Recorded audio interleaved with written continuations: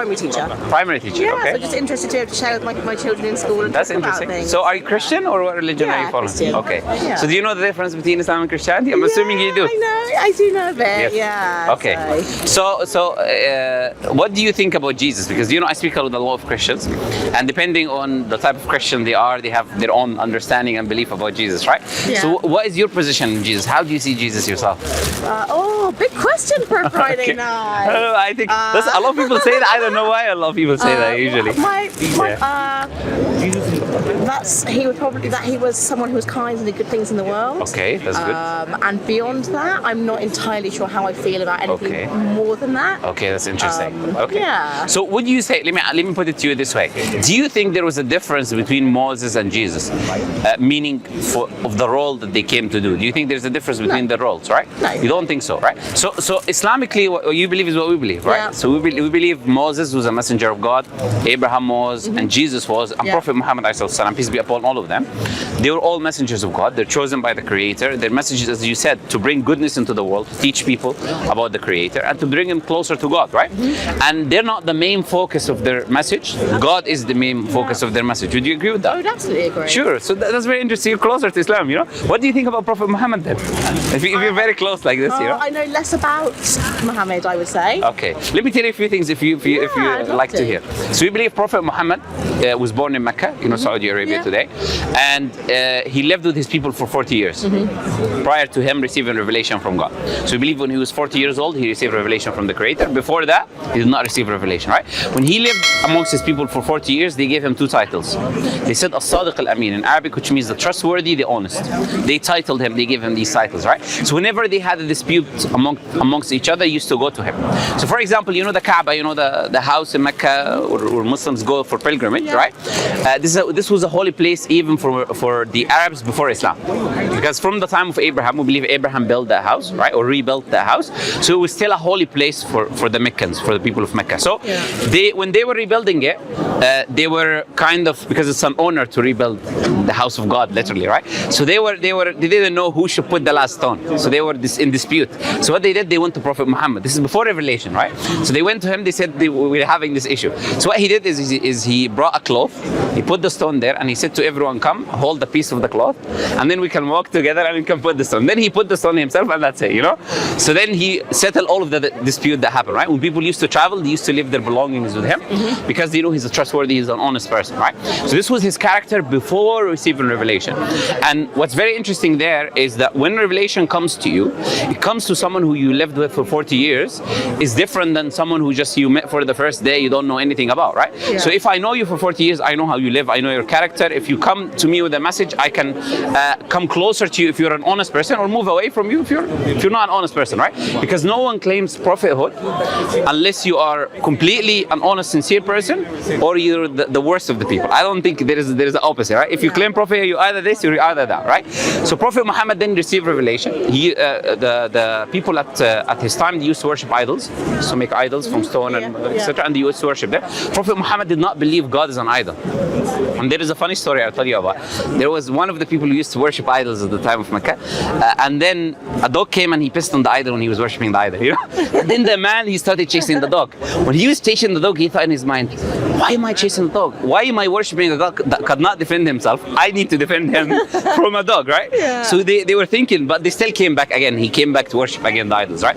So Prophet Muhammad, he believed that these are not gods. God is not a piece of rock that you make with your own hand, right? So he used to go into a cave called the cave of Hira, and he used to meditate or think about the Creator, try to worship God in the way that he can, right? Yeah. Then one day in the cave of Hira, he got an encounter with Angel Gabriel. You know about Angel Gabriel from the Christian tradition. He got an encounter with Angel Gabriel, and Angel Gabriel told him to recite. So he did not understand. So he said to him, recite again, and then Angel Gabriel recited to him the first chapter of the Quran, or the first verse that was revealed from the Quran, right? Which is Iqra. Yeah. The first verse is read, or recite, right? So we were very keen routine to reading and reciting and learning, right? So then Prophet Muhammad came to his wife. He was scared. When you have this supernatural experience, imagine you met an angel or you met some supernatural being. How shocked would you be, right? Very shocked, right? So he came back to his wife and he said, "Zambiluni, cover me," because he was scared. So his wife covered him. Then he told his wife what happened. Then his wife said to him something very interesting. She said, "God will never do any harm to you. Why? Because you're good to the people, you're honest." She started mentioning the good things that he does, and she said, "God will never want any harm with you.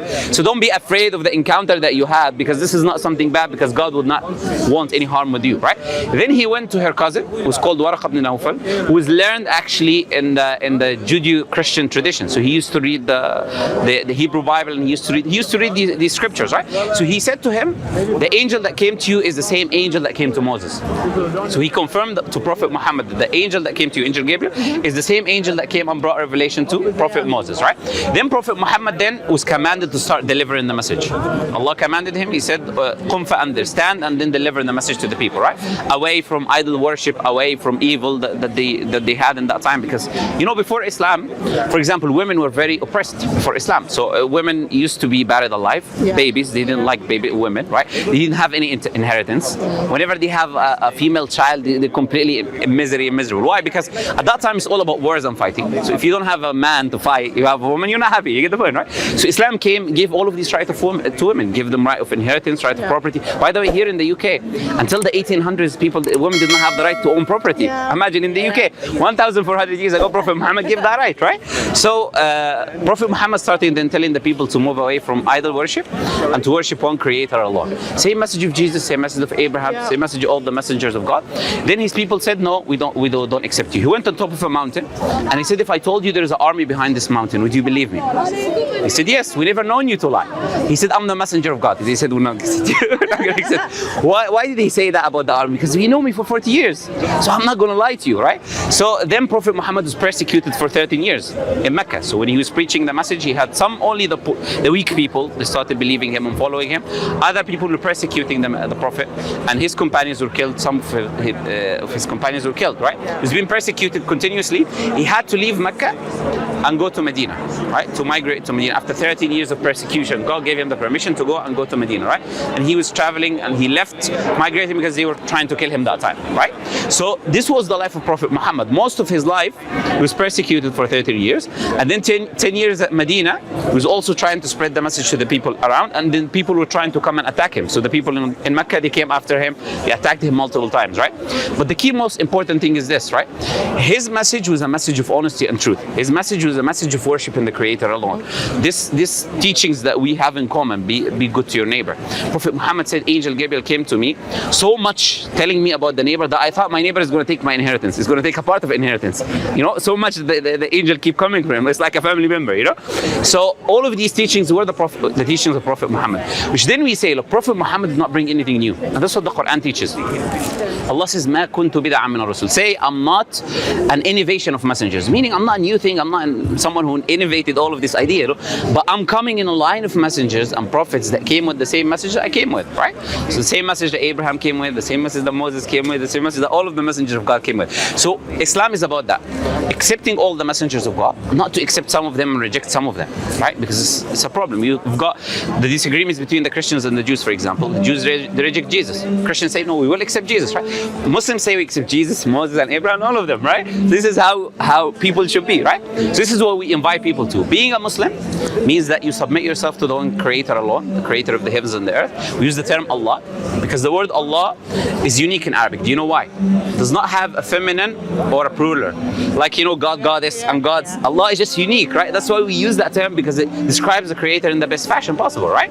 So we say the message of Islam is to worship Allah, worship the Creator Allah, to obey the revelation that comes to you. So we affirm that Jesus had a revelation from God.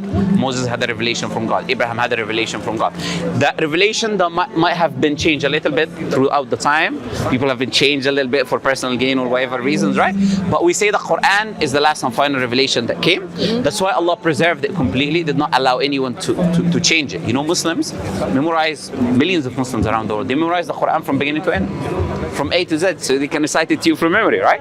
That's why we know no one can change this. If you throw all the books in the sea, people memorize the Quran in their memory. For you, Yeah, absolutely. absolutely. We memorize it because it's we believe it's the word of the Creator, right? So I'm gonna have to be so rude. no, it's okay. I'm going to It's theatre okay. and it's so interesting to talk No to problem. you. No Thank problem. you. No problem. I'm gonna have I'll let you go. I know your friend is waiting for you. It's okay. I'm sorry. I took a lot of her time. You know? okay. So we're inviting you to Islam. If you read the Quran, if it makes sense to you, it's very easy to become Muslim. If you want to come back and you want to be Muslim, we're happy. You know, there's no problem about it. You can give it a read. You know, nice talking to you. Thank you guys for your time. See you. No, it's okay. It's okay. Pleasure talking to you. Thank you. See you. قال يا عشيرتي جميعكم حتى ابنتي لا أغني عنكم فاعبدوا إلهكم ووحدوا. إذا أعجبك الفيديو لا تنسى الإعجاب والتعليق، ولكي يصلك كل جديد اشترك الآن.